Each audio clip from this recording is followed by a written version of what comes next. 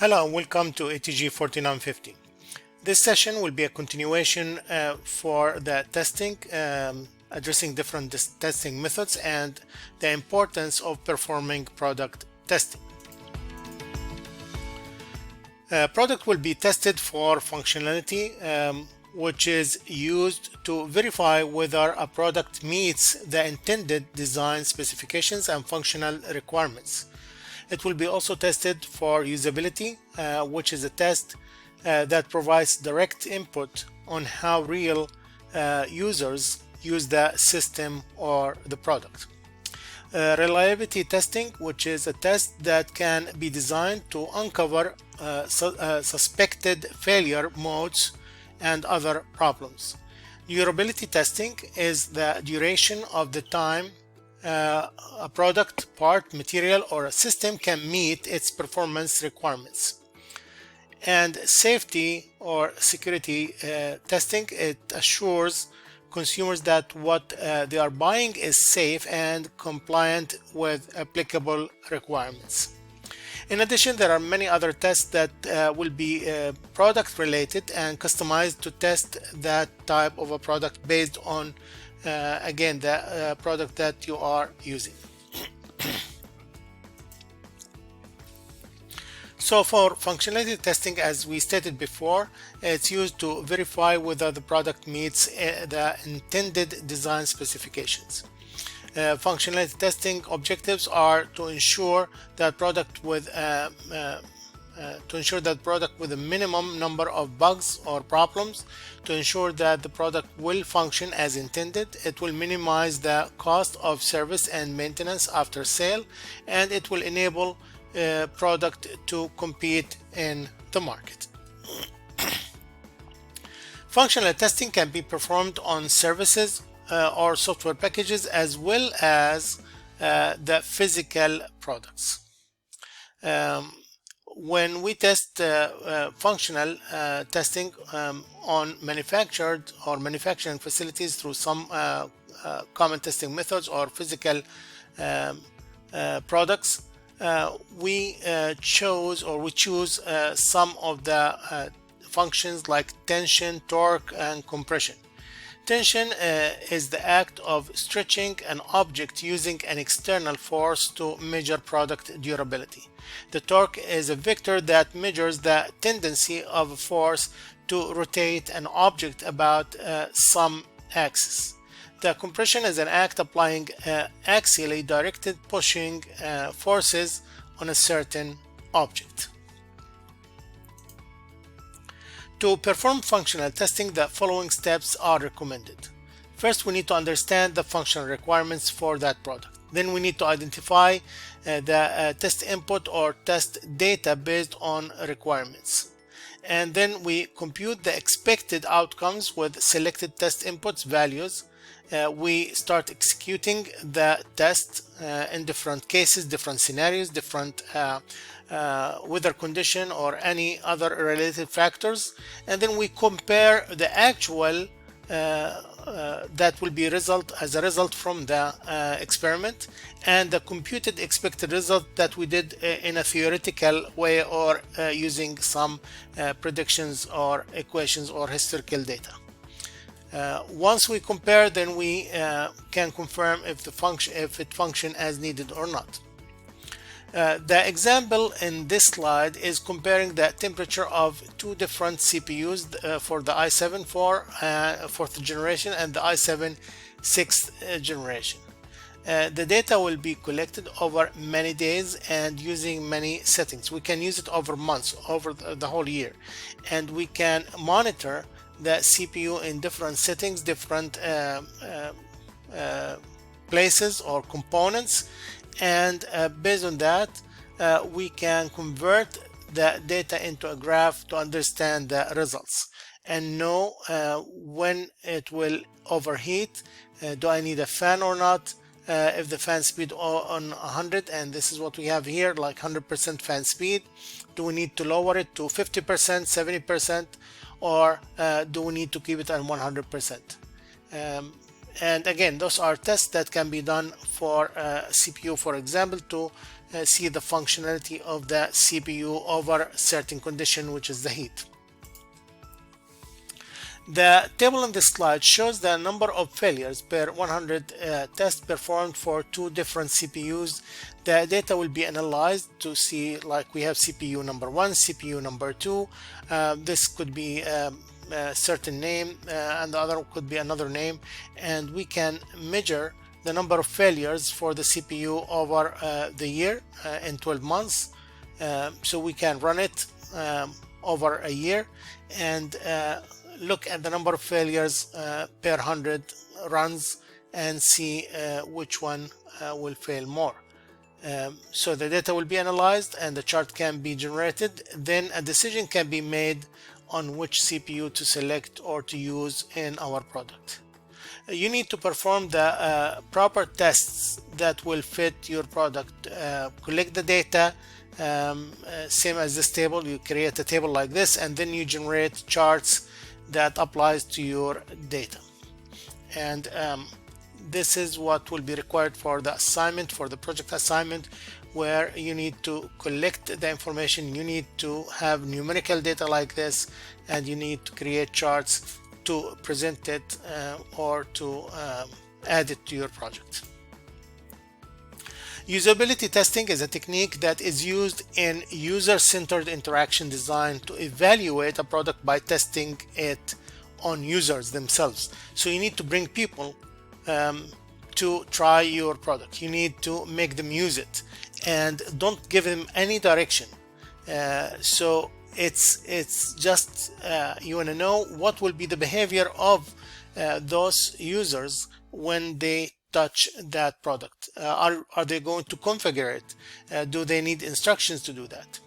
So it gives direct input on how real users can deal with the system or the product by observing their behavior and their interaction with it. You look at their behavior while they are interacting with that one. Usability testing is a necessary is a necessary step to make sure that you build an effective, efficient, and enjoyable experience for your users.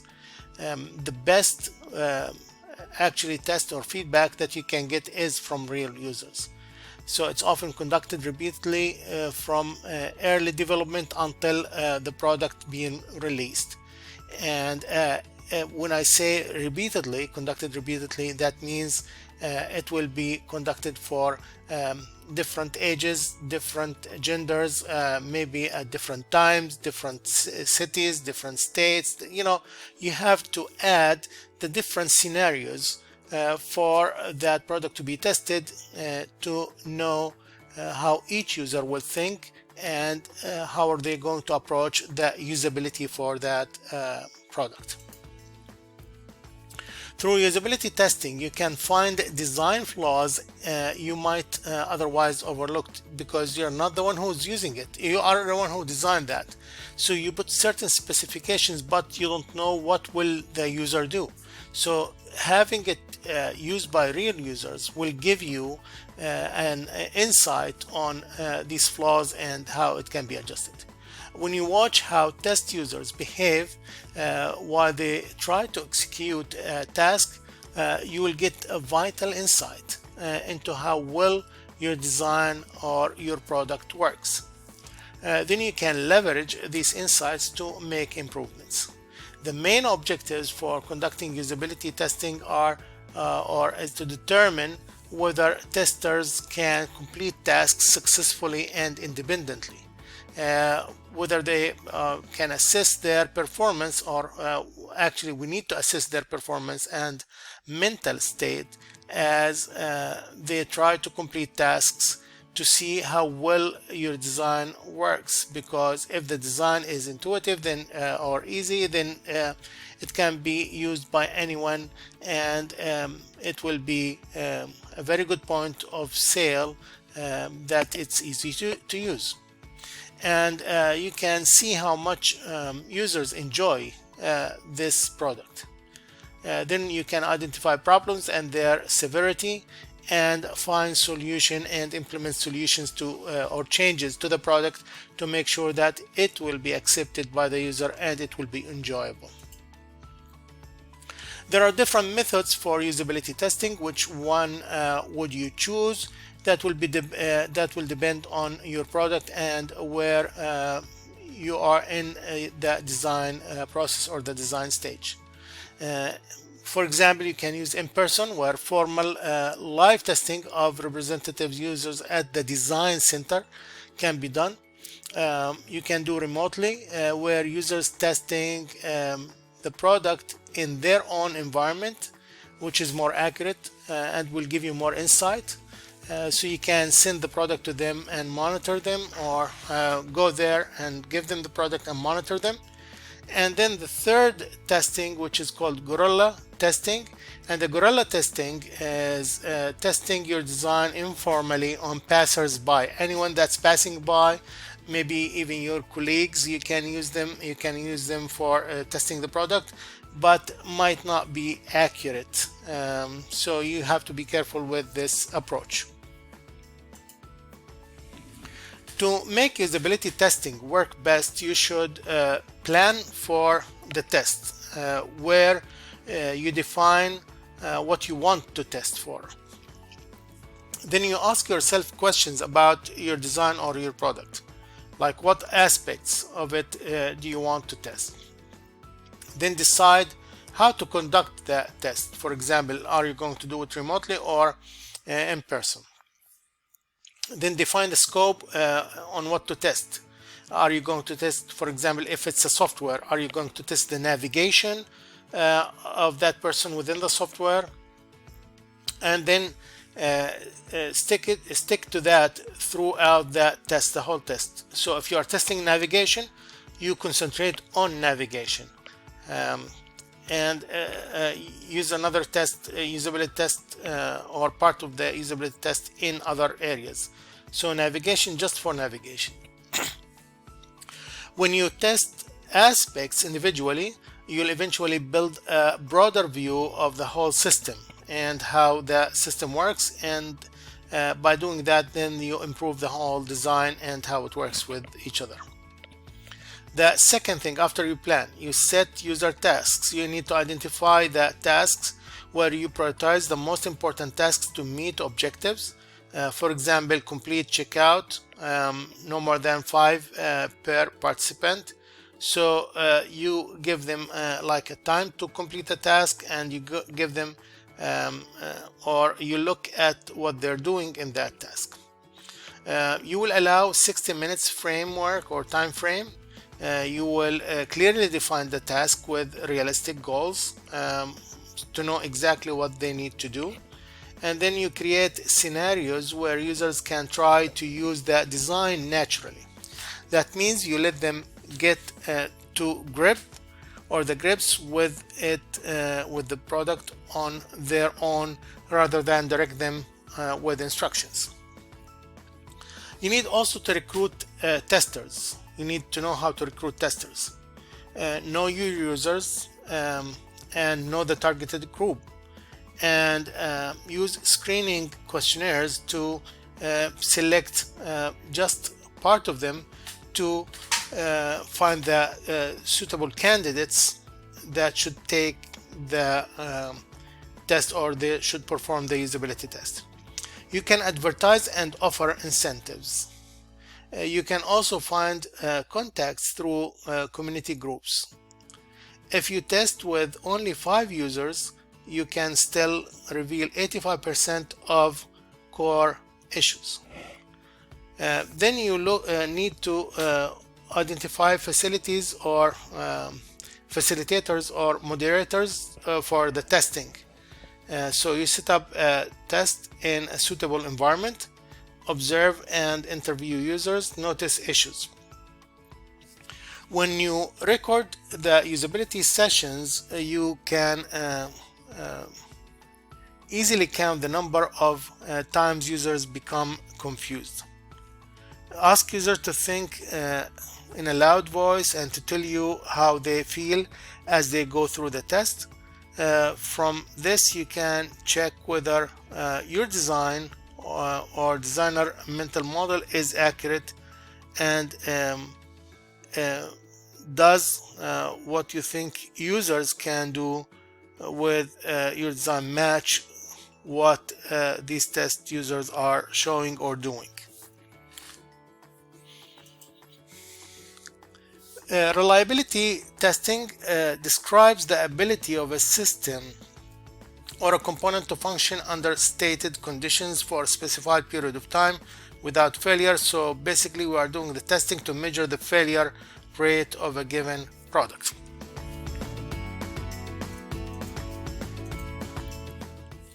Reliability testing is done to test the product performance under the given conditions.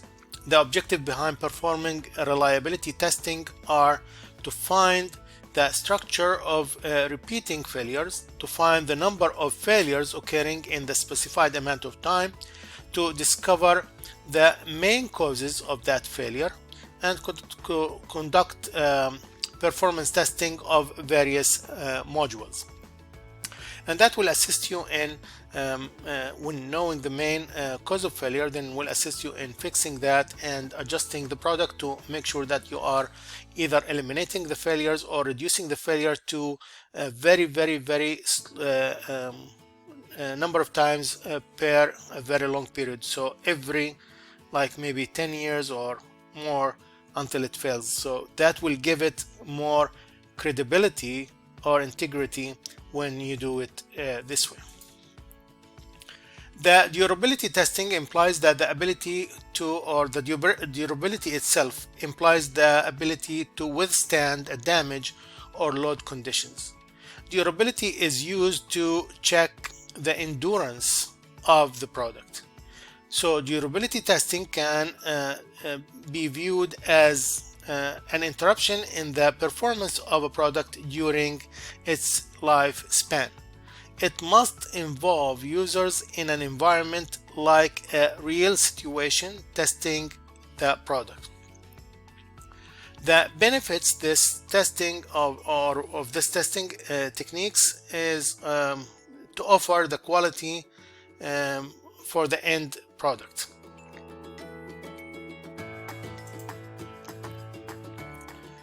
Consumers expect that the products they use in everyday life are safe when used as directed. Product manufacturers have a moral and legal obligation to screen products and protect consumers from harm. Product safety screening or testing is necessary to protect consumers from harm when using commercially available personal care products and household or workplace chemicals. Federal laws require that humans, animals, and the environment are protected from hazardous products. Before a product can be sold to the public, these agencies require that a comprehensive list of information about the safety and hazards of the product be compiled. Other testing can be conducted that can be custom made just for your product. The results should be also recorded, data collected, result recorded, and you analyze it. The conclusion will be utilized to improve your product design. It's very important to document the results, to do many iterations in different scenarios, in weather condition, in temperature condition, in whatever other condition that you would like to see.